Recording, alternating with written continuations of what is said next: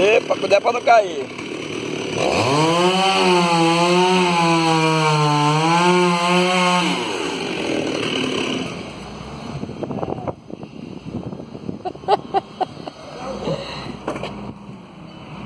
Pronto.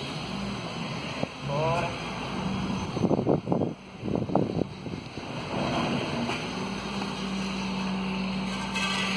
Essa aí é sua irmã, Martinha. Essa aí é o cara. Aí trabalha, viu, Martinho?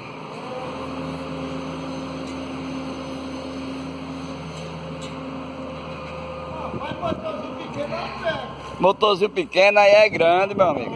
Aí é motorzão.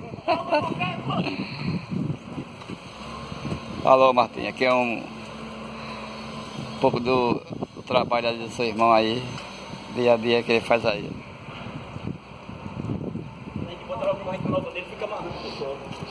Porque agora quebrou uma bem cedo. A corrente?